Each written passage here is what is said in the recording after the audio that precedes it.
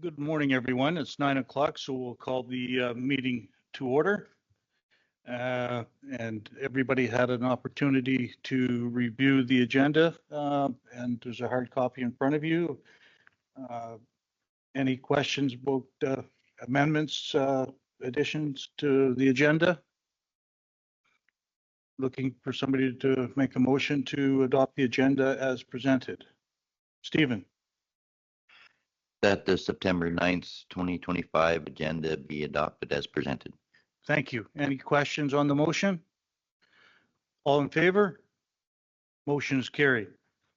And again, the agenda is in front of you. Please review it to see if there's any declaration of conflict of interest on the agenda. Seeing none, we'll move on to the meeting minutes from August 26, 2025. Karen, that was your meeting.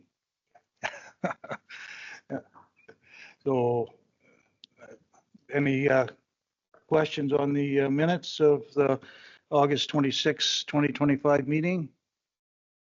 Looking for a motion to accept the minutes as presented. Darren.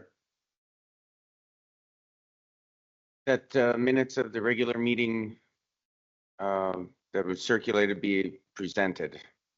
Sorry, I got something in the middle of my screen. I can't even read it. Oh, there. The meetings held on August 26, 2025 be approved as circulated and presented. Thank you. Thank you. Questions on the motion? All in favor? Motion is carried. And the draft public hearing minutes from August 26. Again, they were in your package. Any questions on the minutes from the public hearing? Looking for a motion to accept them as presented. Tim. The minutes from the public hearing meeting held on August 26, 2025 be approved as circulated and presented. Thank you. Questions on the motion? All in favor? Motion is carried. And we'll have a delegation at 9:15, Mr. Clayton Rosan from Con Ed Gravel Lock. And then we'll, let's see, we'll go down, we'll do the list of accounts. Yeah, we'll go down. Sarah will do the list of accounts here.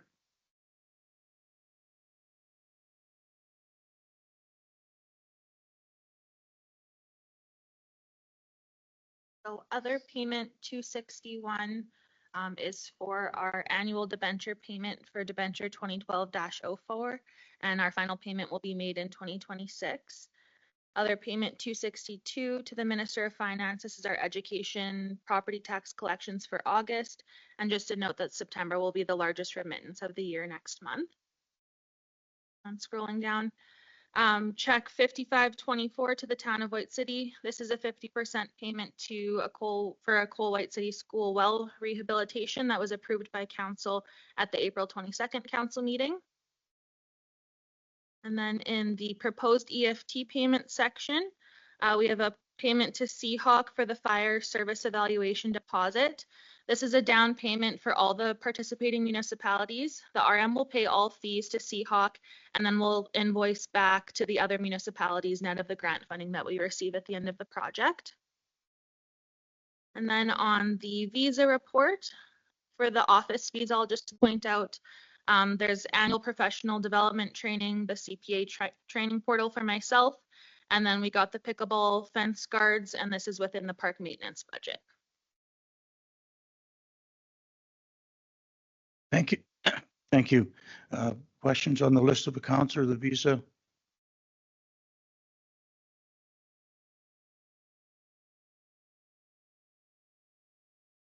Okay, looking for a motion to accept the list of accounts as presented. We can discuss further if there's questions. I can do it. But the list of accounts consisting of check 5510, other payments 248 to 264, credit card payment number 22, checks 5511 11 to 5532, EFT payments 315 to 317, other payment 265, and proposed EFT payments totaling $1,640,156.37, plus August 10 to 23rd, 2025 payroll totaling $59,350.71 be approved for payment. Thank you. Questions on the motion?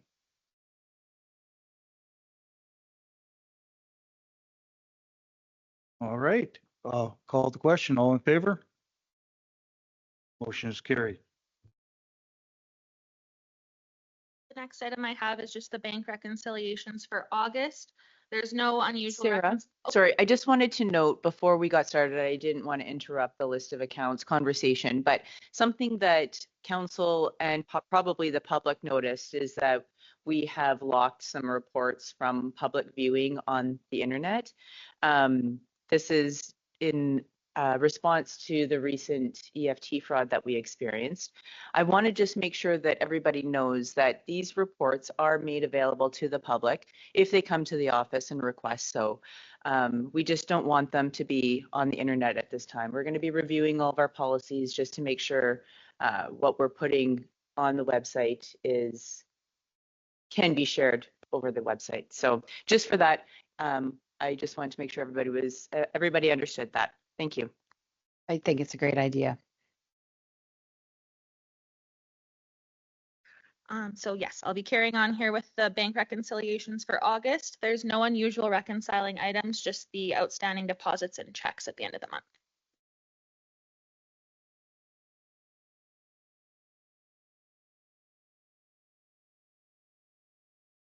I can.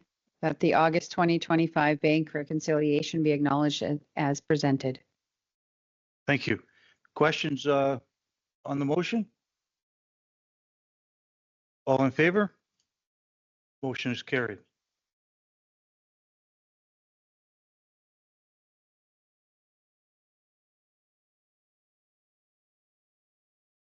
I have my financial reporting for August. So in the month of August of each year, we always start updating council on our municipal taxes collected to date since we levy during August. So I just have a little chart here showing the collections as of the end of August for the past 5 years and the 5-year average. So as of the end of August of this year, 12% of the municipal taxes were collected. This is slightly below the 5-year average collections of 15% for 2021 to 25. And I'll continue to update that monthly until the end of the year. Moving on to the statement of financial activities on the revenue side.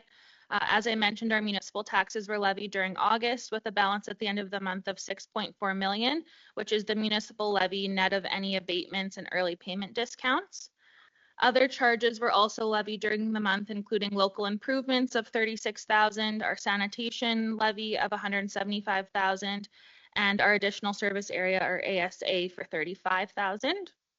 We received the second of 4 installments of the municipal revenue sharing grant for $237,000. We received the preliminary TSSI grant funding for the Joint Fire Service Evaluation Project. We received $19,000, and there was interest on cash and investments of $21,000. On the expense side, we paid our annual RCMP fees for $271,000. We completed line painting for $39,000. There were capital bridge improvements in the amount of $88,000. We made our annual debenture payment for 2012-04 for $38,000, and our monthly wastewater loan payment for August of $54,000. Looking at our expense items over budget, I've just summarized new items from the previous month. So there were a few operating expense line items that went over budget for the first time in August, but it was under $500. And these budget overages are being managed throughout the overall departmental budget. So our administration and rural public works benefits are just slightly over, and then our septic soccer facility, $180 over. Our bridge capital expenses are over budget by $8,000. However, there is available bridge repairs in our operating expense budget of $16,000. Our pickleball tennis court maintenance is over budget by $2,000, but there's available park maintenance budget of $14,000. And in summary, our total budget overages total less than 1% of the 2025 expense budget, and administration is managing all overages within the overall departmental budgets. On the equipment and machinery repair side, they totaled 219,000 out of 284 available budget as of the end of August, which is about 77%. This is slightly above expectations of 67% for 8 out of 12 months of the year. Then on the statement of financial position side, we have a healthy cash budget as of the end of the month, and that's expected to strengthen further over the next few months as we continue to collect taxes. Our municipal tax receivable increased month over month due to the taxes being levied in August, and we continue to collect utility receivable and other accounts receivable throughout the month. And we've attached the detailed statement of activities and position for your review. Motion to accept the statement of financial activities and financial position, and then can discuss further if there's questions. Karen? That we acknowledge the statement of financial activities and statement of financial position for August 2025 as circulated and presented. Thank you. Questions on the motion?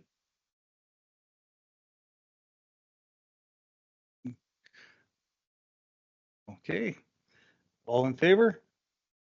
Motion is carried. Just was going to make a comment that thank you again for putting it in layman's terms a lot of times for me anyways, that I can understand a lot of it, and it's just kind of nice that it alleviates a lot of potential questions and stuff that come out of it. Okay.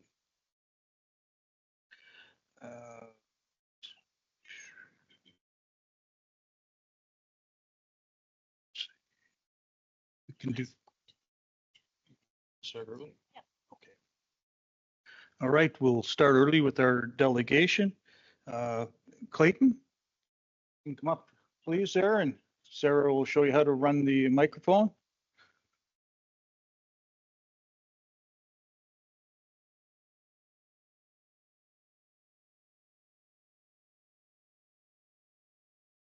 Clayton's just going to set up his presentation, so Okay. just a couple of minutes here. Yep. Okay, thanks. Is that working? Got it?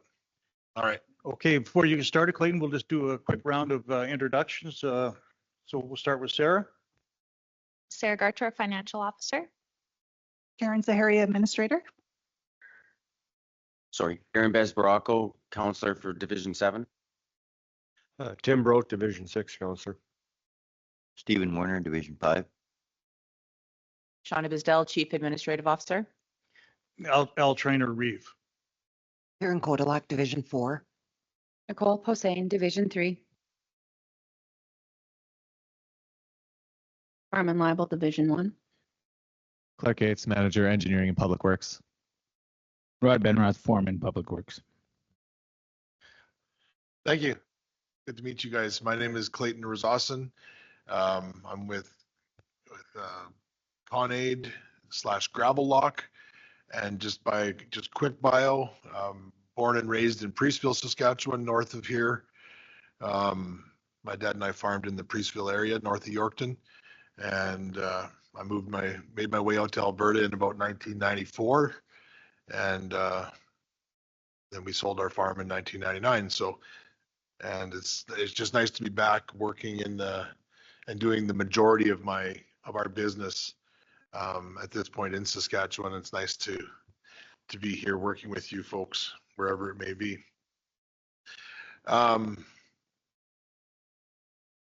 So it's kind of an interesting moment in time here actually with our company, because we were known as Gravelock for months and years in Canada, but just over the last 3 weeks we rebranded, and we've made a big change in our company to be ConAid, and that more closely aligns with the global initiative of the product. It is manufactured in South Africa, and so the name of that company is ConAid, and so we've moved towards our company being ConAid Canada, and then with the distribution rights for ConAid Mexico, ConAid United States. So that's it just closely more aligns with what we're with the global initiative for the company. So let's just jump right into it. I know I've only got a few minutes, and if I go over, somebody just beat me or holler at me or whatever, and we'll wrap it up quickly. You're going to see a picture right there of just a good old-fashioned gravel road. The gravel roads don't differ very much between Saskatchewan, Alberta, Manitoba. You know, right across the nation, really, a gravel road is a gravel road. And really, in every jurisdiction, you're going to have a something that might look like this. And more often than not, this is kind of an ongoing problem in most roads. You can see there that you got the water pooling on the left-hand side, and you've got rutting, and you've got maybe all kinds of soft spots and everything else happening. And one of the blessings and the curse in your road is the same thing. The blessing is the clay content in your road. It is what makes it strong. It's what you can compact and create CBR. CBR stands for California Bearing Ratio, which basically tells you how hard your road is. That is all done by the amount of clay you've got in your road. The curse of your road is also the clay. So it's one of those things where you can't live with it and you can't live without it. The can't live with it part of it is that clay, to the naked eye, you can't see it. You can only see it in big clumps of clay. And when you see it as even a pottery guy, he's molding the clay. Like you can form it, you can work with it. But a single individual piece of clay is invisible really to the naked eye unless you're underneath a microscope. So you can see there. Let's pretend that big piece of gravel. Sorry, do you guys have this in your screens? Okay. The piece of gravel there, let's call it 3/4 inch crush, that most of your roads, you know, depending, have as a top layer of gravel on your road. Let's use that as that example. You can see that, you can feel it, you can pick it up and throw it and do all the stuff with it. Next is the sand. You can see a grain of sand fairly simply in your hand. You can barely see silt, and invisible is clay. And so that's sort of under a microscope what the sand, the silt, and the clay look like. Clay, you can see there on the right-hand side, is many layers, and in those layers, they trap water. Clay inherently is naturally, the way it was created and the way it was made, on a scientific level, is hydrophilic. Philic means, it's a fancy word for love, want, need, I have to have you kind of a deal. And so clay is naturally hydrophilic, water, hydro, and it has an ion charge. And that ion charge makes the water come and be absorbed into the clay. So it doesn't really matter how you put it together in your mind. Clay has an ion charge that makes it attract water. And of course, that goes into your road and it holds the water.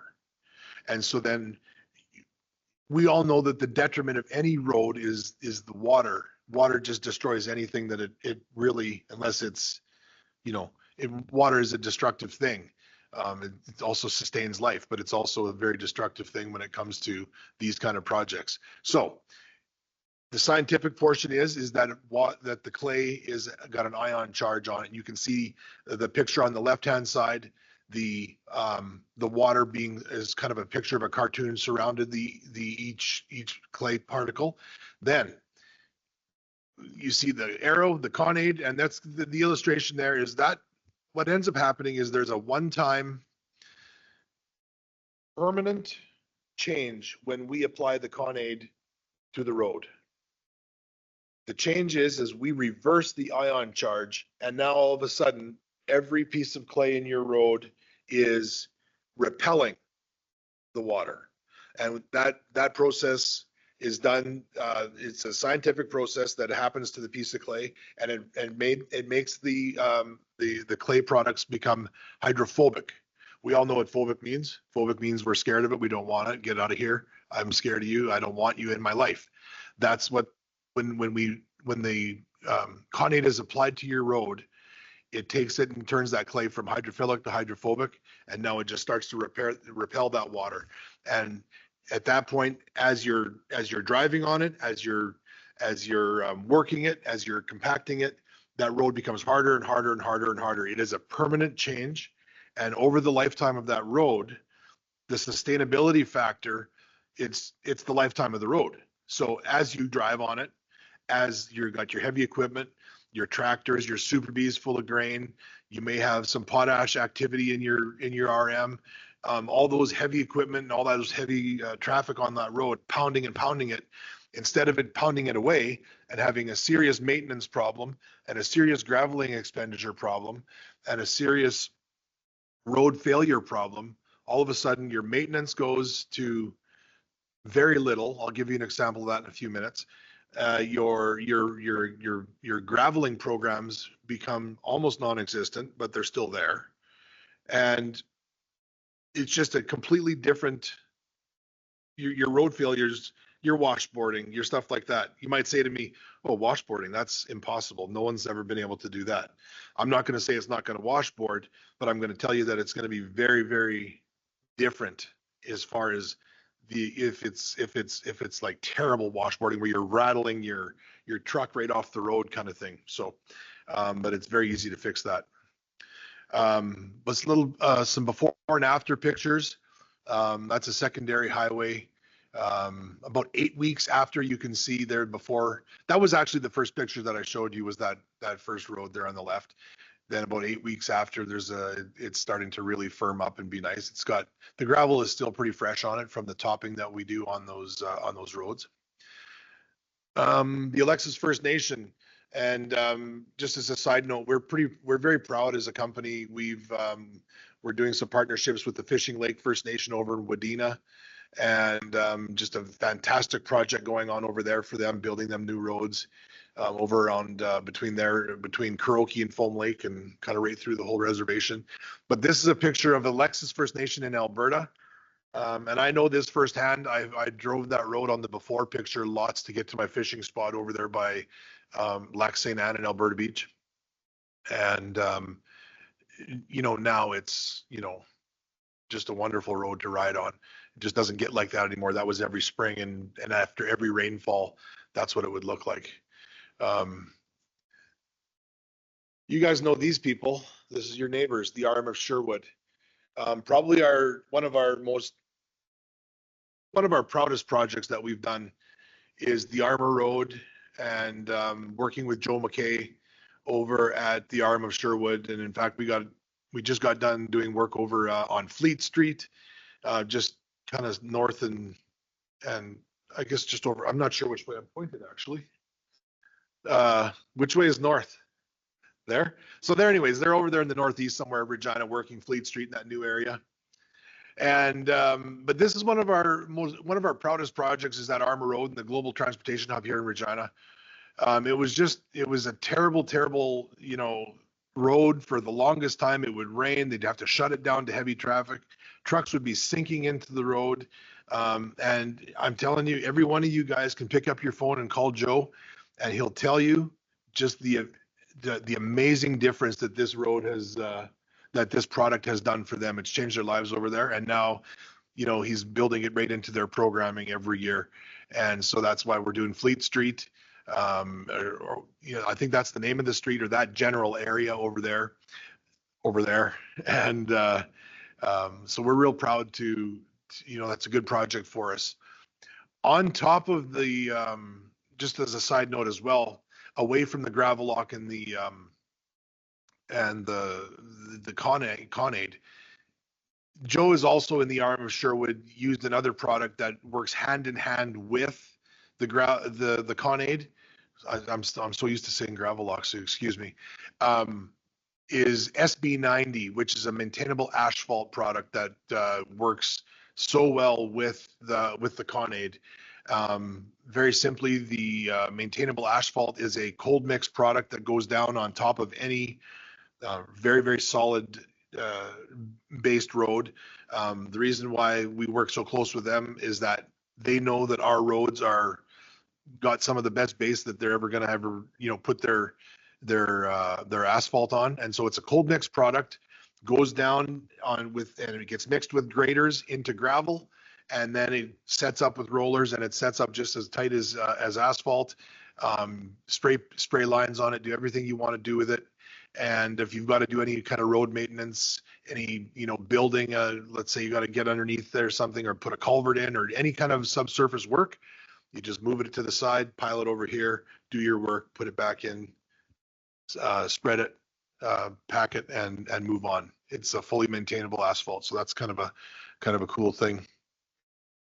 Con 8 is 100% environmentally friendly. You're not going to have any problems with your fish and salamanders and special birds and crawly things that are going to leach and get hurt by this product. It is an environmentally friendly product. So right around your lakes, I know that's important around Saskatchewan, is the amount of you're proud of your lakes and your streams and stuff like that. So it is fully environmentally friendly.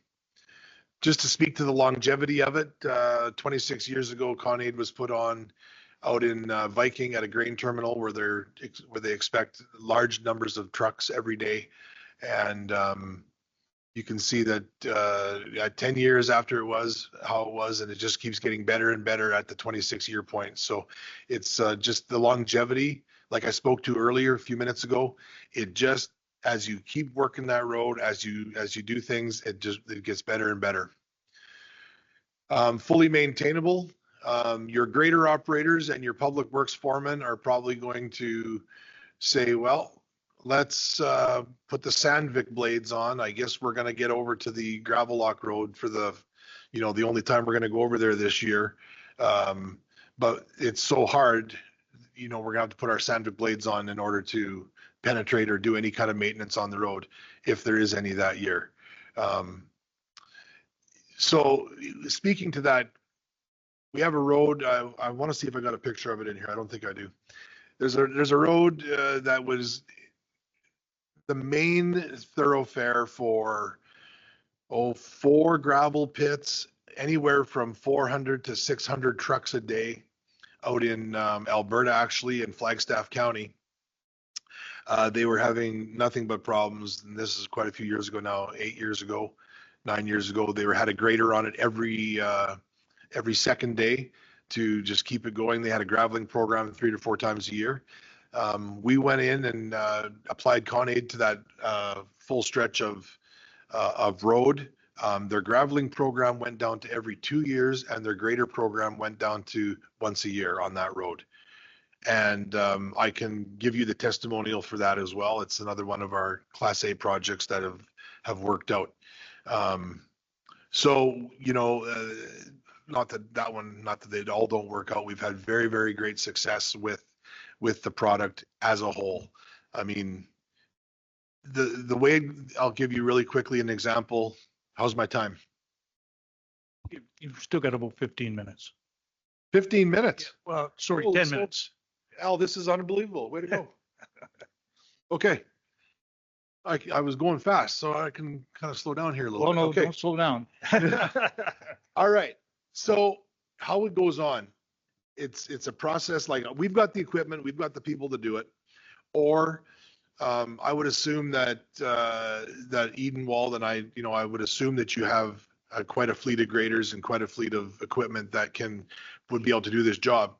So what ends up happening is that depending on how the road sets up, how wide it is, and how long of a section, it's usually ripped with graders. So you take a half the road and you rip it with the rippers on the back, and it goes in at 8 inches. So that product, the rippers go down the road, then the water truck puts it on with water. It's mixed into the water truck. Water is the carrying agent to put it into your road, and then on a spray bar, and it goes down the road and sprays the water that is carrying the Con 8 in it. At that point, then the grader makes a few more passes. A lot of times there's a double disc that does all the mixing. So it needs to go to 8 inches. There needs to be a certain amount of clay content in the road. I do all those, I'll do all that soil sampling and get that all back to you. But it's all mixed in with with the double discs, maybe graded back and forth a few times just to get it all mixed in nice, and then it finally gets graded out and run with some wobbly packers or run with some smooth drum packers or whatever the case, but it is packed at the end for compaction. And usually people are doing about 800 to 1,000 meters once they really get rolling per day. So around a kilometer per day is about what can get done. Depending. I mean, our guys, they know what they're doing 100% as soon as they get up in the morning. But I would never sell you a drum of Con-Aid and then just give you a recipe on a text message and then walk away. That's part of what we do. I come here, I direct your grader operators or your foreman. We have tailgate meetings. We talk about the project. We learn the recipe. We learn the application rates. And after about a day of me being here and teaching everybody how to put it into the road, it's as simple as baking what's simple to bake? An angel food cake? That's pretty hard, isn't it? It's as simple as whatever. And away you go.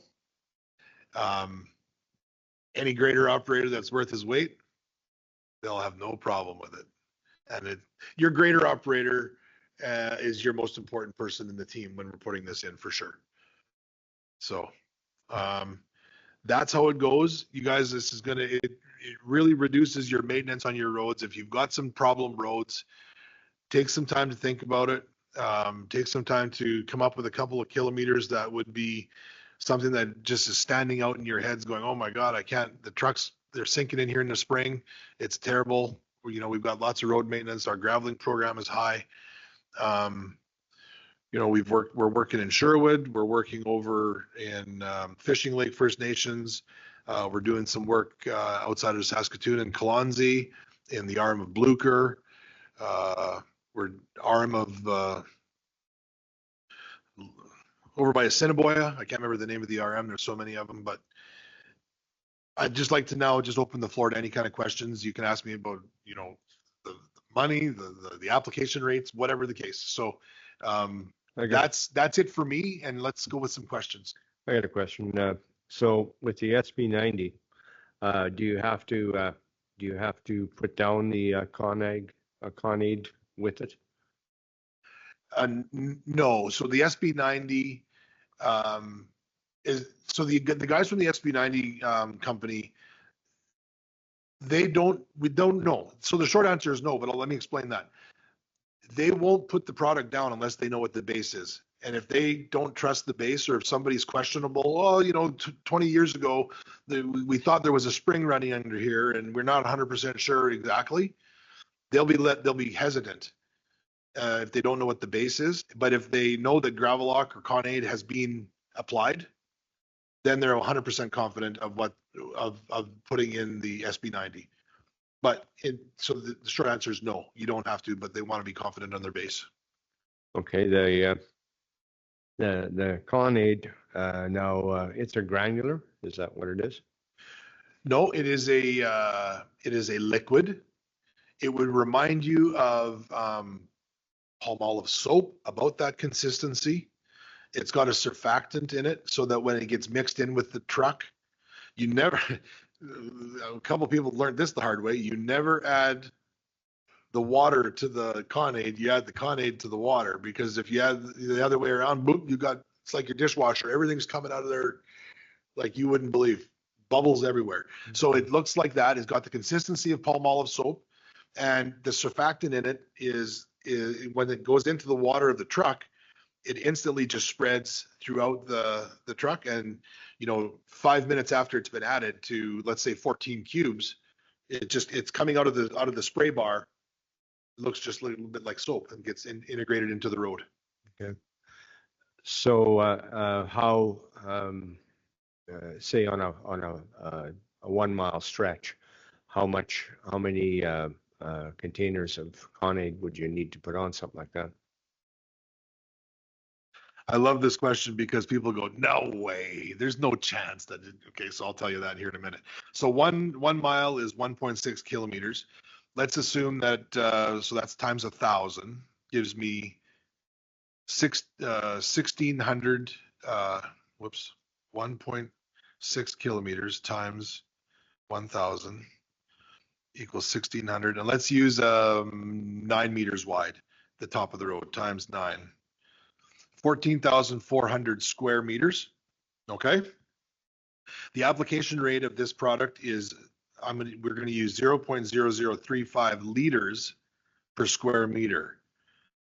That 0.0035 times 14,400. Whoops, I put the wrong period in, times 14,400. 50 liters, 51 liters for 1 mile. So it's a very concentrated product. It doesn't take much product to make it effective in that distance.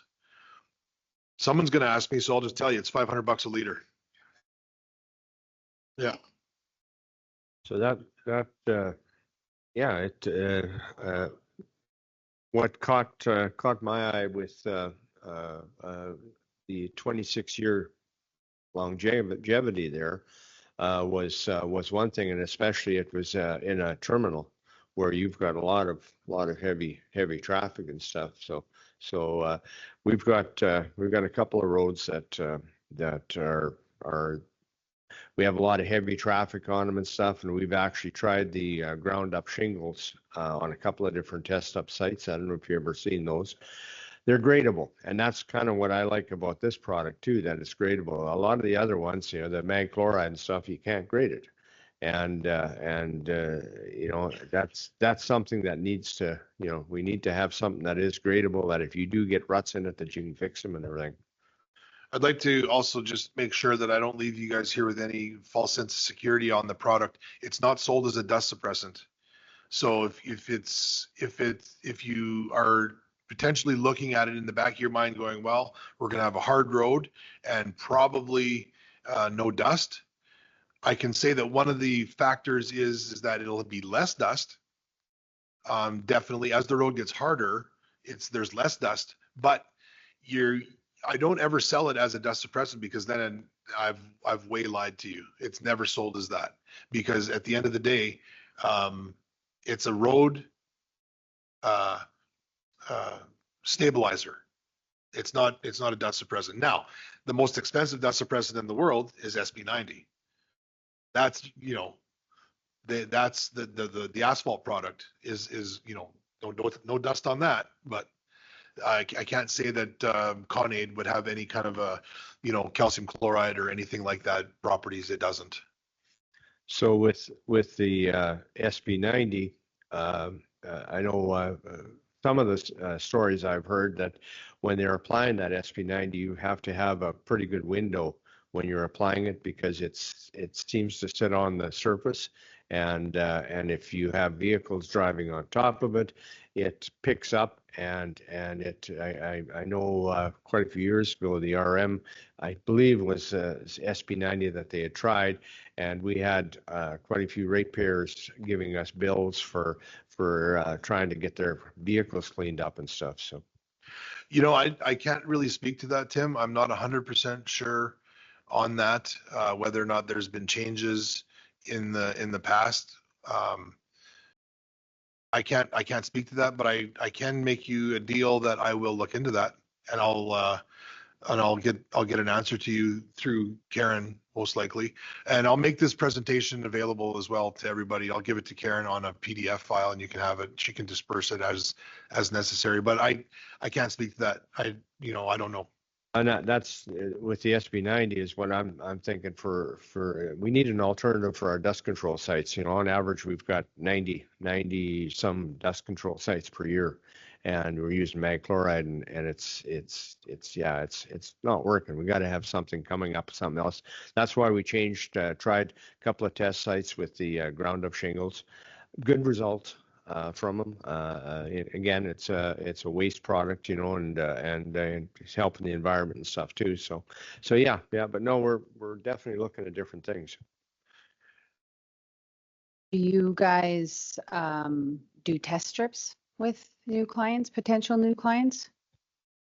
Are you saying a test strip that would be pro bono? No. Our track record is strong enough now that, I mean, I'll help you out as far as maybe just a better, maybe a good deal. But as far as just a free test strip of a mile or whatever, our history and our testimonial behind our product is too strong that no. I mean, that's the kind of the harsh answer, but yes. Is there a different in price for the volume, like whether you're doing 1 kilometer, 2 or 3, does the price change for the product? Yeah, I can make that happen. So, I mean, I got a good example happening at the RM of Pence right now. And because the drums are 55 liters. So 1 drum is 55 liters. I got 6 in my truck right now that I'm delivering to the RM of Pence this afternoon. I gave them a better deal. They bought 6 drums from me, of course. Yes. So the short answer is yes, but not free. Does this product come with any type of a warranty?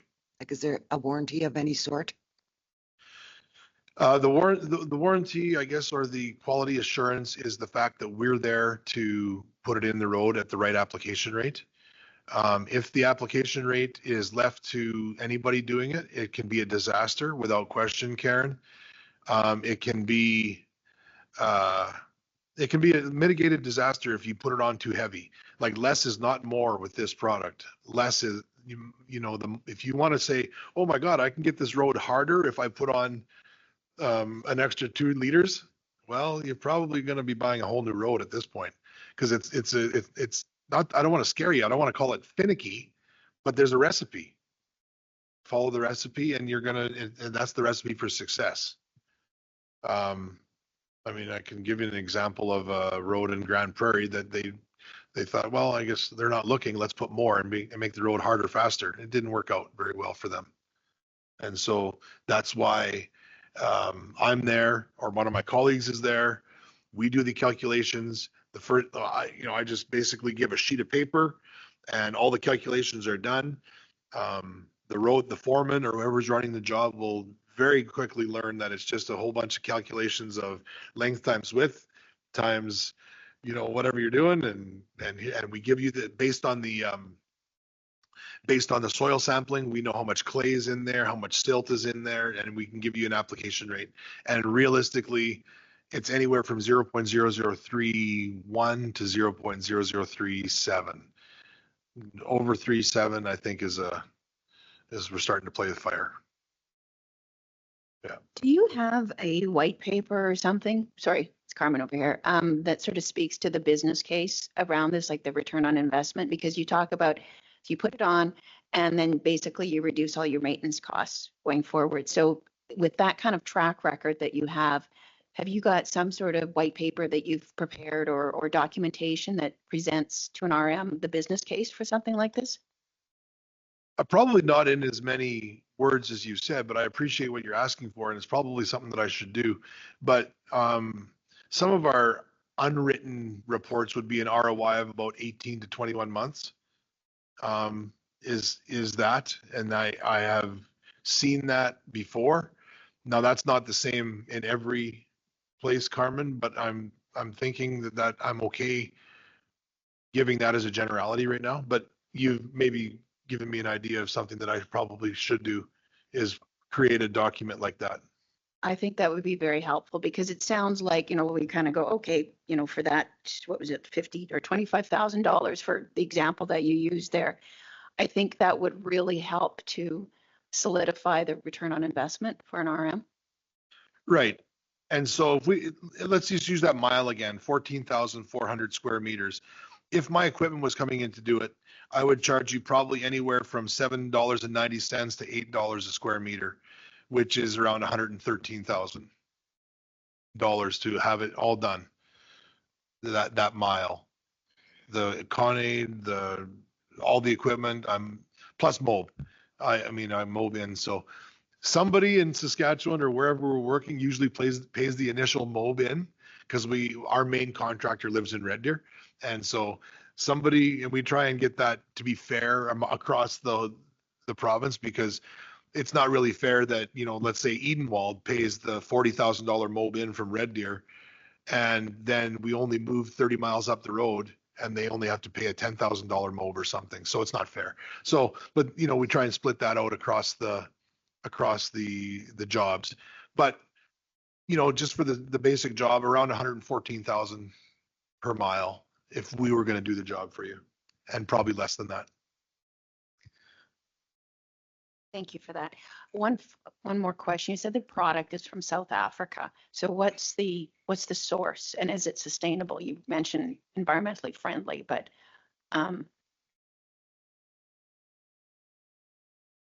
Can you clarify that just a bit sorry, more? you said that the product is actually from South Africa. So what is the product that, like, is it not locally available? Is it certain kind of product there? So the product is not locally available. It is a proprietary product that is made, has been in business for about 42 years in South Africa. And yeah, we don't have the recipe. We do know the manufacturers very well, very close. They were just here about a month ago. Yeah. So to answer your question, no, I don't have the recipe. It's not available in Canada anywhere. I'm the one that has the distributor's rights or our company, not me, our company for Canada, United States, Mexico, and Central America. Okay, we have time for one more question. Is there any more questions for Clayton? Stephen? Just, you said like at the end of the day, a kilometer, you said you can do a day, roughly. At the end of the day, is that road ready for driving on normal? Yes. When we're first biting off a project, I always take a kilometer. I always bite it off in 800-meter sections. So when you bite off an 800-meter section, that's a half a mile. I speak in meters. I'm sure you guys probably all speak in miles, or who knows, but. Oh. Thanks. I always tell people to bite off 800 meters at a time. And you can only do half the road at one time because the grader is only so wide if you're ripping with the grader. So that always leaves one road open. And it leaves an 800-meter section is not that hard to manage with a flagger. Okay, stop. There's all those safety concerns. But if you bite off 800 meters at a time, do it, pack it in, move to the other 800 meters. You can either do that whole road the full width by 800, or you can do, but that's how I do it. But you can, if the crew is good and you got things humming and moving along, no problem. You get that kilometer done and ready for traffic at the end of the day. Okay, well, thank you very much, Clayton. Very interesting, and something that we'll definitely be looking at as we move into budget. Thanks, Al. Off the record, Shauna Bizdell's from Priestville, Saskatchewan. You know them? Not specifically, I no. graduated with one, so I was just trying to. I Anyway, don't know. off the record. My anyway. husband's family, not mine. Yeah. Okay, thank you very much. You're welcome. Thank you. Okay, looking for a motion to go in camera. Stan? Making a motion?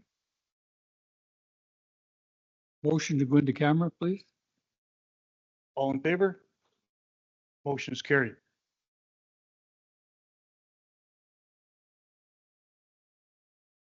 Motion to go out of camera? Karen? All in favor? Motion is carried. And now a motion for a 15-minute break. Stan? I make a motion, we have a 15-minute break. Okay, Stan, thank you. Okay, we'll call the meeting back to order. And Rod, we're down to your report. Engineering and Public Works. Good morning, Council. Just a quick update in the rural part of the RM. So our mowing program is about 42% complete. So we're looking to have mowing done kind of mid to late October. So that'll be on track. We've mostly been grading gravel roads still. We actually had one grader pile up on us last week. Unfortunately, is not under warranty, and so we're waiting on diagnostics and an estimate on what it's going to be for repairs on that. Cold storage building is 100% complete, so we're just waiting on final inspections for that, and then we'll have a little bit of site work that we'll complete ourselves, but we'll be able to move in and start cleaning up the yard a bit. In the urban, it's mostly been road work that we've been focusing on lately. So Bridlewood paving was completed. That contractor is now doing some pavement repairs for us in Emerald Park, Prairie View Business Park, Good 624 South, and as well at the office here. We're also undergoing crack sealing right now. So trying to get our crack sealing program completed in the next few weeks. And we've kind of started in kind of halfway done our fall parks maintenance. So top dressing and fertilizing some of the soccer field, as well as aerating the parks as well. Any questions? Do we have any idea what happened to the grader? No, it's an engine failure. So again, we'll wait for diagnostics to see what it is. But yeah, as of right now. Is there going to be a need to rent one? No, not at this point. We don't have the operators to fill the seats regardless, with Sean being off. So we're still looking at just having 3 graders, 3 operators in the seats until freeze up here. Question. Mission walking path, where is it at? Yeah, so the pathways, the same contractor that's doing repairs around here is slated to do those pathways. Those will be in October. Yeah. Yeah, we're also waiting on Enbridge to get approval for the pathway at the tennis pickleball courts. So hopefully by that time we have approval for that as well, and we can get all pathways done kind of in one mob from that contractor. We had done a test strip for at the compressor station there. What product did we use on that? Compressor station is canola oil. That was canola oil? Yeah. Okay. Yeah. Yeah, and that's been reapplied, like reworked and reapplied now. Yeah. Yeah. Yeah. What's your thoughts on this Con Aid stuff, sir?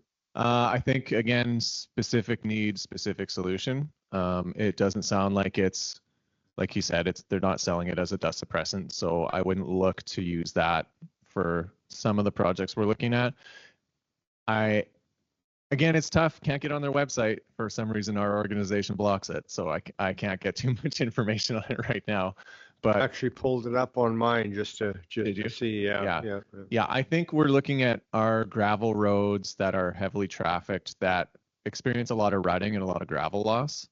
Because it is really a stabilization product, not a dust suppressant, not a pavement or a thin membrane kind of treatment. So we'd be looking at where our roads are fatiguing, that we spend a lot of time maintaining.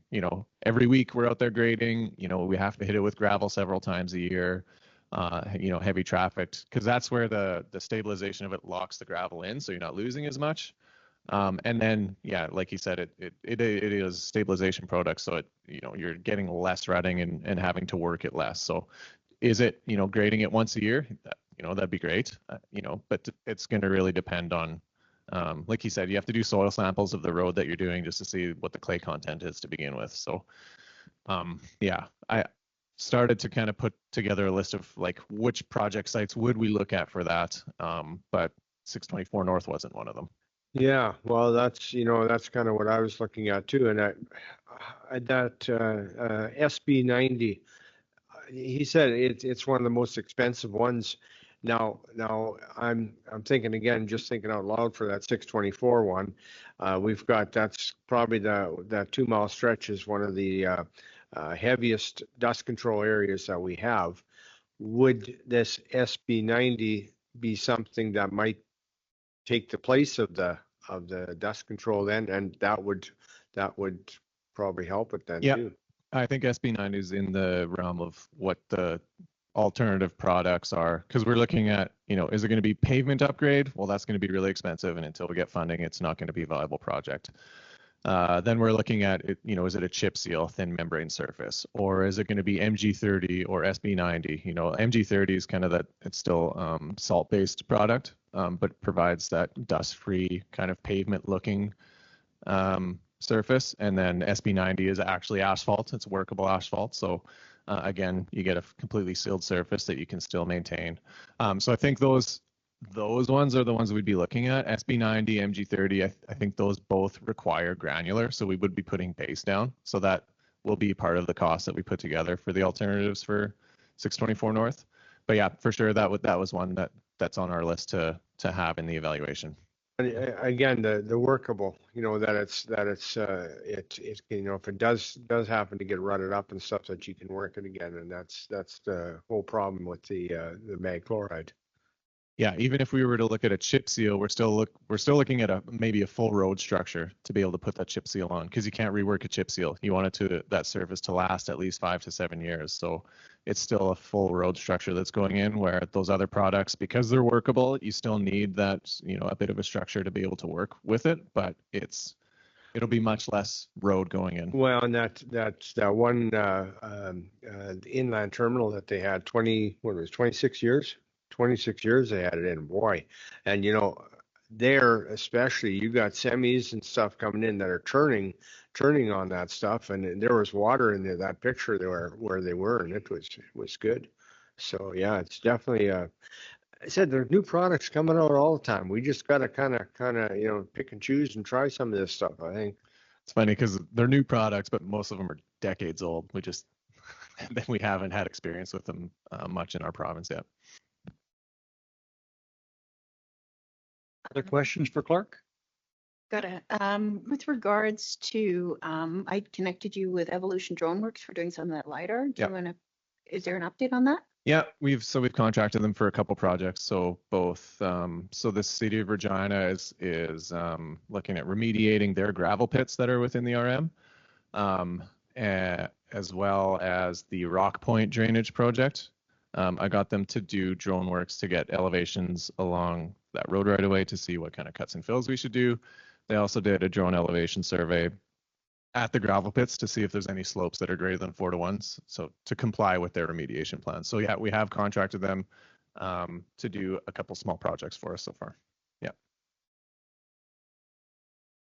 Question, Clark, how did your follow-up meeting go with the civic addressing crew? It was productive. Yeah, we worked through the issues, made a plan to move forward, and so he's going to progress.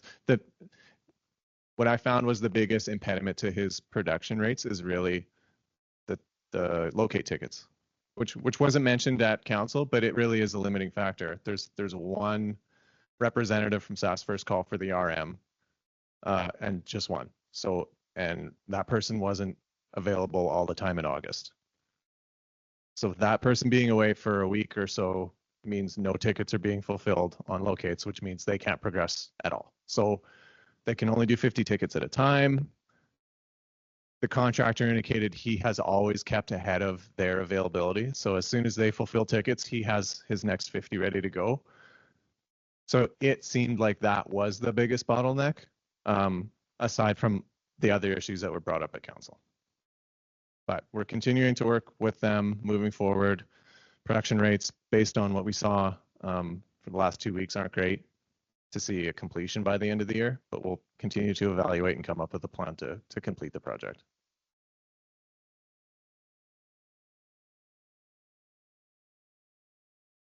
Any other questions for Clark on a report? How are we doing with, I saw we had a job posting up for, how are we? Yeah, so there's 2 job postings open, one for a full-time operator, that's for the rural shop, that'd be a grader operator position, as well as a seasonal operator position. We had 1 seasonal operator resign last week or the week before now. So yeah, two positions open, depending on when we can get it filled.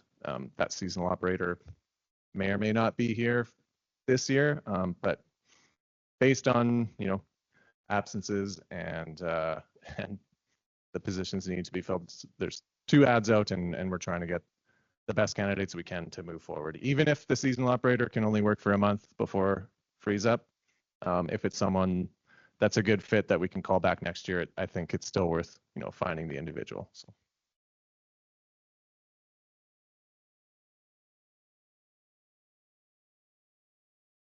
Okay, I think that's it for questions for Clark.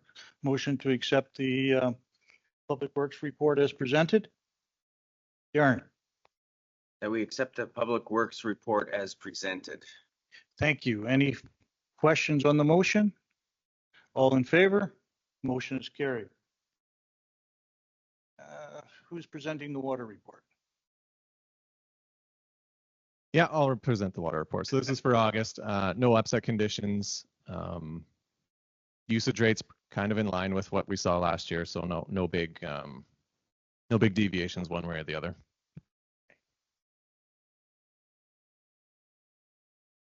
Looking for a motion to accept the water report as presented. Tim, Now we accept the August 2025 monthly water report as presented it noted that no upset conditions occurred during this period. thank you. Questions on the motion? All in favor? Motion is carried. To RM business. I'd like to make a motion on the RM business.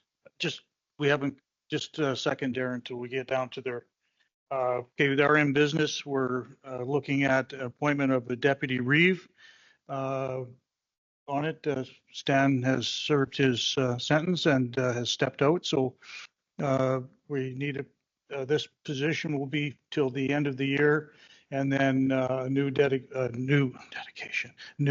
person or the same person would be have to be nominated again for it. So sorry, Darren, now go ahead. Yeah, I'd like to make a motion that Councillor Posehn for the duty of deputy reeve. Okay, thank you. Any other nominations? Carmen? I would like to nominate Karen as deputy reeve. Can I do that at the same time, or is that? Yeah, no, that's the proper procedure. Okay. So if there's going to be more than one nomination, before there's an actual motion, we'll do a draw or like a ballot format. Yeah. Okay, that's typically what is done here. Okay, any other nominations? Okay. Oh, sorry. Give myself back.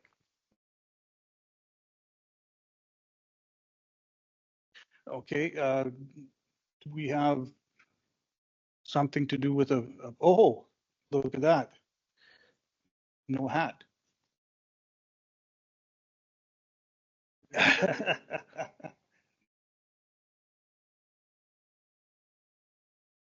Thank you.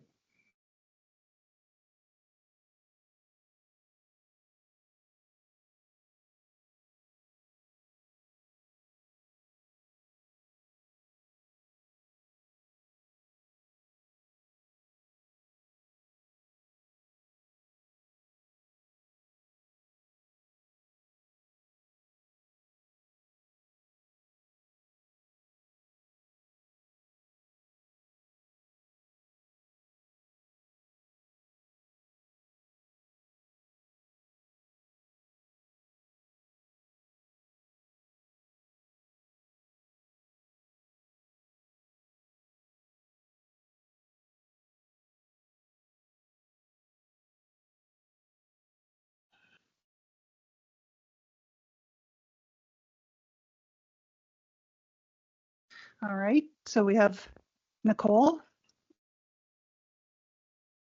Karen, Karen,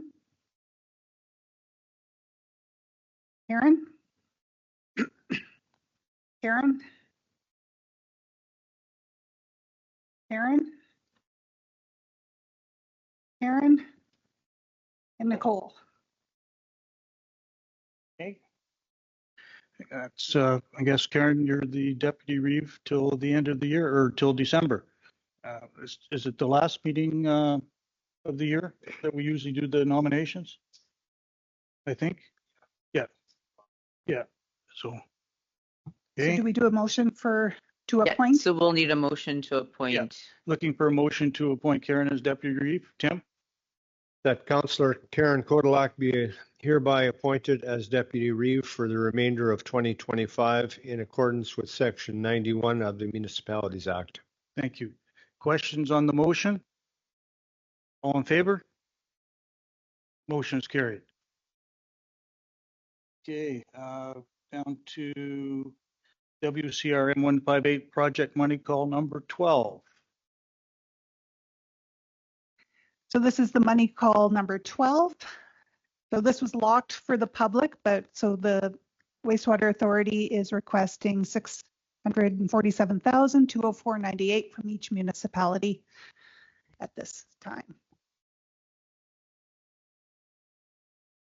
Looking for a motion so we can discuss further. Stan? That we approved the WCRM 158 wastewater management authorities project money call number 12 dated August 22nd, 2025 in the amount of $647,204.98 to meet the needs for the phase 2 contracts. Thank you. Questions or discussion on the motion? Yeah. So are we making these now by check?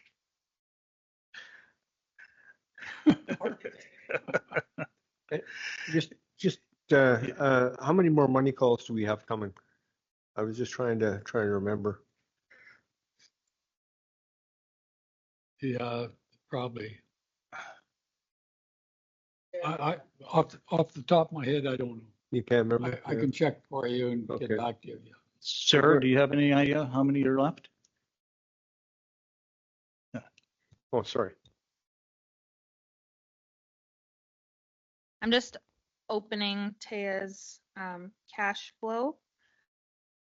So she has 2 more anticipated for the rest of this year. So one for September of about 504,000 and for October for 398,000. But she updates her cash flow monthly based on the actual billings that she gets for that month. So 2 more anticipated. Thank you. Other discussion on the motion? Sorry, just for clarity. So there's this one and plus 2 more. Okay. Okay, all in favor? Motion is carried. Down to SGI Traffic Safety Fund grant application. All right, so this report's being submitted to council for council's consideration to authorize the administration to apply to the SGI Traffic Safety Fund grant program for the installation of 2 solar powered rectangular rapid flashing beacons or crosswalk flashing lights. So an important pedestrian crossing has been identified along Emerald Park Road, where the walking path from the north side of South Plains Road connects to the walking path on the east side of Emerald Park Road, which is providing access to the tennis pickleball courts. So back in 2024, we installed 6 crosswalk flashing lights along 3 locations on South Plains Road. We were successful in getting grant funding for 4 of those. So the second intake period for the SGI Traffic Safety Fund grant program opened July 1st with a deadline of September 30th. Successful grant recipients will be announced on December 30th. And project start dates must be after that grant award date. So that will result in the installation of the crosswalk flashing lights be done in 2026. And that allows administration to incorporate the costs into the 2026 budget. A couple of other options. Council may choose not to approve the grant application, in which case the project just wouldn't be eligible for funding, or council may choose not to install the crosswalk flashing lights at this location. But our recommendation is to authorize administration to submit the application. Looking for motions so we can discuss the matter. Nicole? That we authorize the administration to submit an application for 2 solar power rectangular rapid flashing beacons in the amount of $11,520.28 plus applicable taxes to the SGI Traffic Safety Fund grant program for the pedestrian crossing located on Emerald Park Road. Thank you. Thank you. Discussion on the motion? None? Okay. All in favor? Motion is carried. Okay, down to 11.3, request to reverse interest on tax roll 4113, lot 6, block 1, plan 102136216.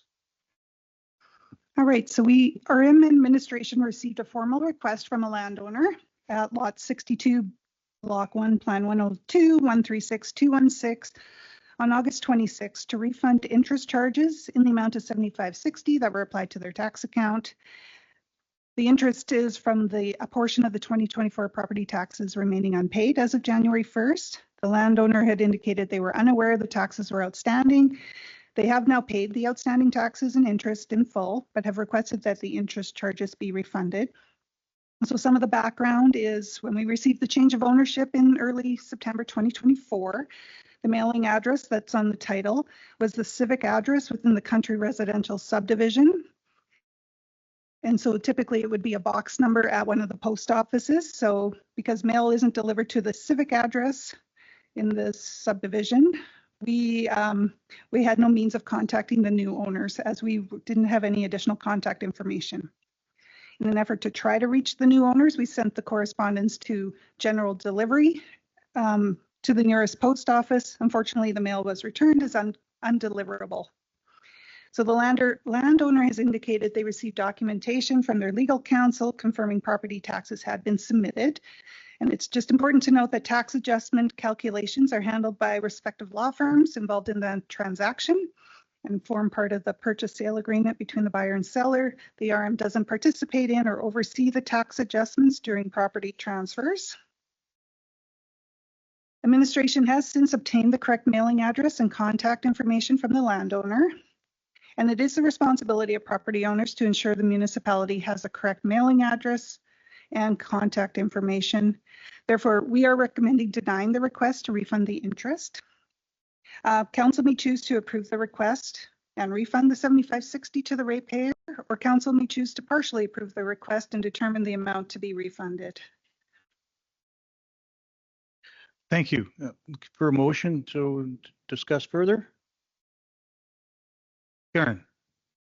That the request to refund interest charges in the amount of $75.60 on the tax account for roll number 4113 being lot 62, block 1, plan 102136216 be denied as a portion of the 2024 property taxes remained outstanding as of January 1st, 2025. Thank you. Discussion? I've got a question. When did they pay their taxes? When did they clean up those outstanding taxes? Just recently, on August 26th, after they talked to us. They paid the arrears and the interest. They get a monthly statement showing arrears? No, we don't send monthly statements, and we're not legislated to have to do that. Yeah. We do send a monthly statement or a reminder notice in December, and then again in January, the auditor's letter goes out, but the address was wrong, or like we didn't have the correct mailing address, so it was returned. But without contact information, we can't get a hold of them, right? Yeah, the way I look at it, the lawyers are the ones who screwed up on it, so they should pay the money. I think it was all, pretty innocently done, and they paid it. So I think that they should have their refund of $76. My only concern, it's just a very small amount, but we'd be setting a precedent for people coming in with different reasons for being late on their taxes. I know that we had one last year that we denied on it. But that would be my, it's, $75.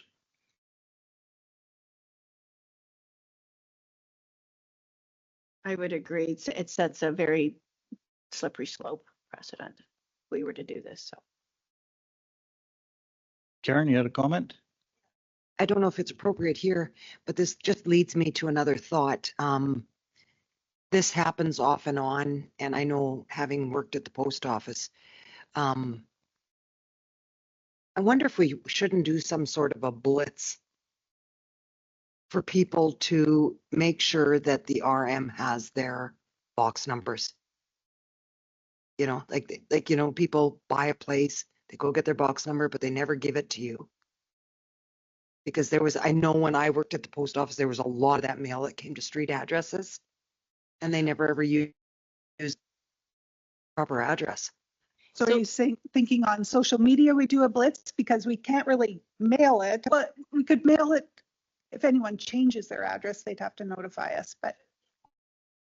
Reminder, please ensure, I think something that Carmen has brought to administration's attention in the past is creating like a welcome package. So you're new to the municipality. Now, it doesn't necessarily need to be a physical package. It can be that, but also something online. Like, are you new to the municipality?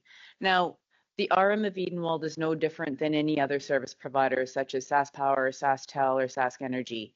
It's our responsibility, if we make a change, to make sure that those service providers are aware of those changes. So I think we can educate, but I don't know how far our responsibility goes into ensuring that we have the correct information. I think the welcome package is a great idea. I actually brought that up when I got elected too, because I remember Welcome Wagon back in the day. So the same sort of concept, so people have an idea of the recreation and the things that are going on. So yeah, no, I think it's a great idea. I think you could contact Pilot Buttes. I know that they do a welcome package on it, and it's very helpful. Will the client portal now that we have available, that should help. Like if people sign up, I think we got like 300 people signed up or whatever it was. So that should help. The onus being, again, it's up to you as the ratepayer to make sure that people have your correct address and stuff. That might be one of Lee's blitzes that it is your responsibility to make sure that the RM has your correct a mailing address, and because everyone knows they got to pay taxes, so you have to make sure that as a collector you gotta be able to get a hold of people. So Okay, any further discussion? Call the question. All in favor? Motion is carried. To correspondence, they were in the package. So any questions on the correspondence? Need a motion to accept the correspondence as presented? Stephen? That the following correspondence be hereby acknowledged and filed. So that was the one from Town of Belgoni and the Chrono Fire Department. Yeah. Town Okay. of Belgoni. Any questions on the motion? All in favor? Motion is carried.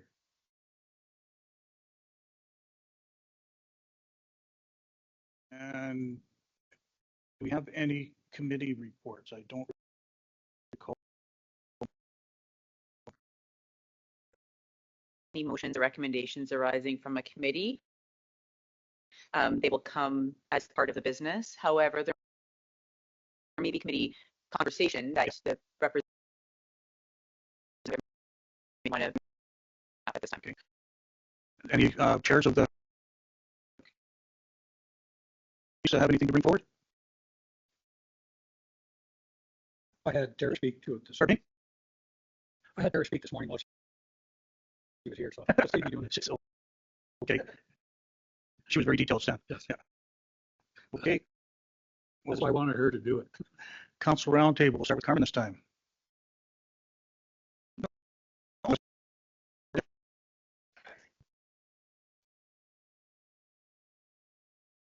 a few updates again. To First Responders Fund Day. That was their very first time doing it this past Saturday. So the RCMP organized and hosted that. It included a dump tank and raised approximately $50 in support of victim services. So Commander Corey, the fire chief Matt, and Tegan, is it Keegan or Tegan? CSO Keegan. So, oops, sorry.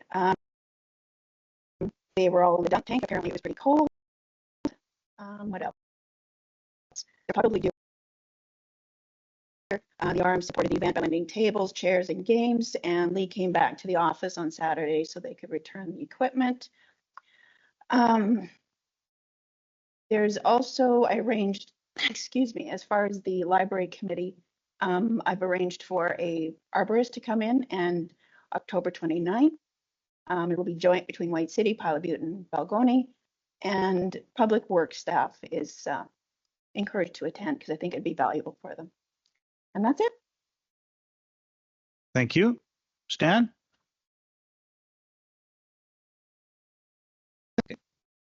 I also attended the first responders event. It was really didn't stay as long as I wanted to. Got called out for a family emergency, but it was great. Corey had reached out to me and asked me to do some social media page. I did, so that was good. It was a really good event, and so I do have something that I need to bring forward, and it's Emerald Park Road and speeding. So if we could maybe get the CSOs out there a little bit more, Shauna, that would be great. Had a number of incidents, and I've also had a request for a stop sign at Aspen Village Drive and Emerald Park Road. A lot of concerned residents about, as you know, people just coming into town, lots of trucks, and just, well, I guess they get slowed down at that first three-way stop, but they are asking over there for another three-way stop at Aspen Village Drive and Emerald Park Road. So that's going to be something that, but the CSOs, having them out there would be very helpful. Unfortunately, it's a runway. There's lots of speeding over there. Definitely concerned, especially now that school's back, school buses, kids everywhere. Be appreciated. Clark, is our speeding sign working? I believe our mobile sign is functioning right now. I'll double check. Okay. But yeah, that's I'll work with Karen's team and see if that's something else we Nicole, can. that would help in the short term. Yeah. So I believe we talked about this with the CSOs. Is this not part of our service trucker request right now? Like I thought that they were asked to monitor Emerald Park Road. I don't have an update for you as to what they have found, but we'll have a conversation tomorrow and find out what the status is. Maybe we can mobilize that this is your speed sign there. Is there one? So what I'm hearing is it's more of the south stretch at Emerald Park Road? So the request for the four-way came from the south side, but Emerald Park Road in general, right from South Plains Road, right to the three-way stop is a speeding. It's a speedway for sure, unfortunately. Okay. So not the intersection closer to the golf clubhouse, the intersection south.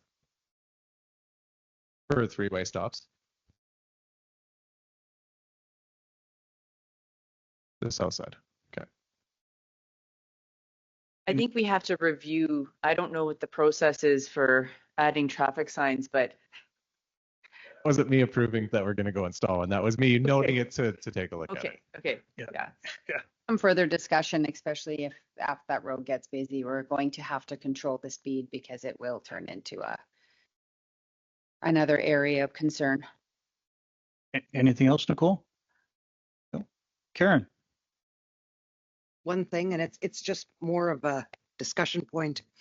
On August 30th, that was Saturday, on our road, the 2130, you know where that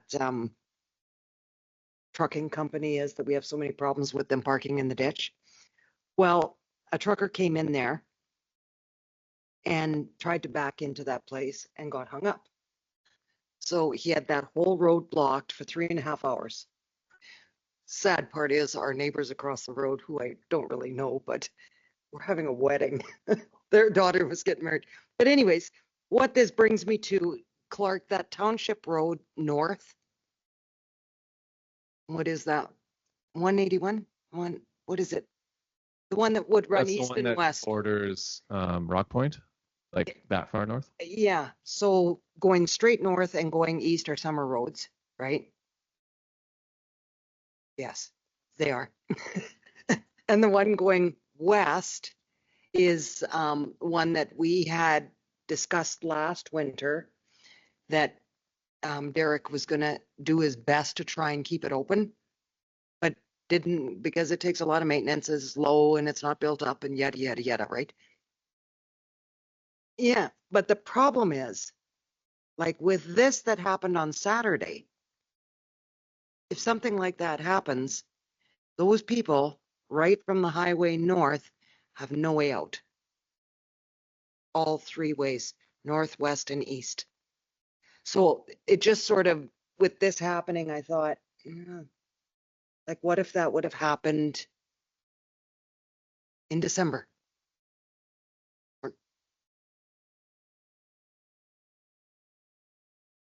Just something probably to think about, right? Because, and that was at least 3.5 hours, that whole road. Like I've got a picture. He's totally Yeah. across right from Boyd's Gate into their yard.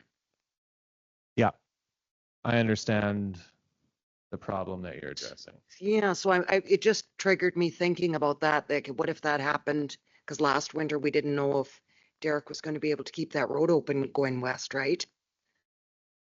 Yeah.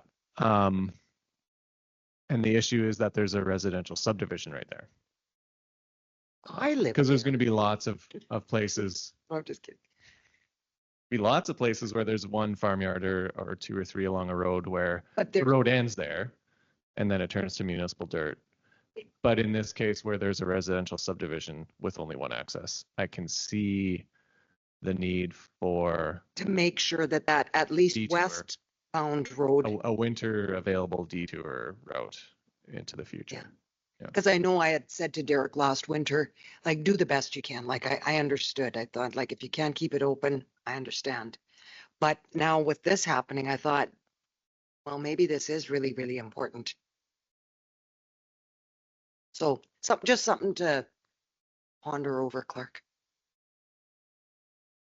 I think that's when we take a look at areas like this for future capital upgrades for roadways from dirt to gravel. Yeah. So that'll be in contemplation, I guess, this winter when we start looking at capital projects. Not a bad road. Like, it's not dirt. Like, there's a fair amount of gravel on it. I think it's just that there's trees really close to it and it's low. Like, and the ditches are like higher than the road in some Yep. spots, but Yeah, it's the road, it's the right of way geometry, and yeah. Is that mowed in the fall? That'd be a good start to have it mowed. Get the ditches cleaned back. Is it? Yeah, I don't know. That'd be a good start anyway. Yeah, we would for sure be mowing that, yeah. Okay, anything else, Karen? No. Okay.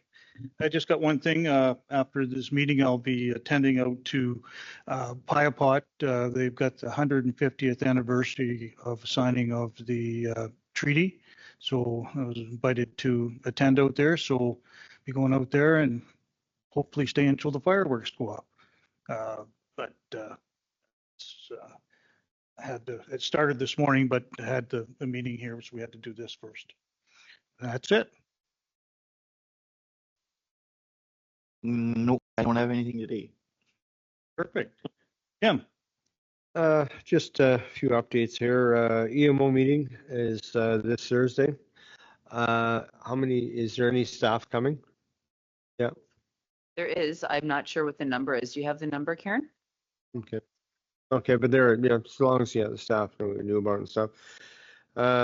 Also, Tim's Not food truck is going to be September 22nd at the wellness day that we're having at the fire hall here and stuff, and encourage everyone to come out to that wellness day. It's going to be very well attended, I'm hoping. And October 7th, I'm also going to be going to the White City Fire Department. They are having a open house, and Matthew had asked if I would come, and he said they usually have a lot of kids and everything, and the candy floss and the popcorn goes over well. And yes, the candy floss machine is working again. The master mechanic got it fixed. So yeah. But yeah, just a few events coming up the next little while. So encourage people to come. That's it. Tim, the EMO day, is that like a 3-hour session or? Usually, I think last time was 9. I think 9:30. I think we were between 9 and 9:30. We were out of here. So yeah. Darren? Yes, I brought up last time about the accident at the White Butte RCMP corner there and stuff. So I did talk to Brent Miller at the Department of Highways, and we talked a little bit about it. And he was wanting feedback, just from people that drive it every day. So I don't know if you guys have any, but we both discussed, well, he brought it up that, your signal light doesn't actually turn off when you turn that corner, and people don't realize that, and then they think you're turning. And so what he was thinking of is maybe a longer merge off the highway so you can slow down more, and maybe a little sharper corner so everybody's, and then their signal light would shut off, and then still have blinking lights at the stop signs. So I mean, if you guys have anything to add, I put it on the community page, and I'm gonna refresh it again to get more from other people as well to see what they think might help, I guess. But That is an issue. I think they nailed it. Whoever nailed it. That is one of the problems. People merge off, they come off, and their signal lights are still on. And I think that is a lot of the problem. So that would actually help. It doesn't help the traffic going this way that for some reason doesn't stop. But I think that has to do with nerves driving by a detachment, to be honest with you. So I just have a question. Brent Miller asked you to get feedback from the community. Is that what? Okay. Then he wants me to send him an email. Okay, so why don't we can do that. The problem with only posting on the community page is that that's only Emerald Park, White City, and this is a rural, this is a regional problem, right? Yeah, I mean, I was just asking people that drive it every day. I mean, you guys all must have drove it too. So I mean, if there's other pages out there, if you guys want to post it on it, I mean, because I'm not on your guys' pages, so we can put something on the website is what or we'll put on, not on the website, so on our RM social media. That's what we'll do to kind of solicit feedback and ideas. Okay, yeah, no, that's good, thanks. But I think we should also have an administrative review, like as far as being as the RM responding back to highways. I think it's important that it comes from administration. Yeah, I have no problem with us responding to Brent. We have a relationship with highways. So I know we've talked about this internally about when we can meet with highways and do some planning. That usually comes this fall. So we can have the conversation during that as well. Yeah, and the only reason I reached out was because you guys said that's who's looking after it. So I just was curious if there was something on the go with it, and there really wasn't. So now he wants some feedback with an email and stuff, and then we'll make a plan from there. Anything else, Darren? No, that's it. Okay. No? Stephen, we're looking for a motion. Motion to adjourn the meeting. All in favor? Motion is carried.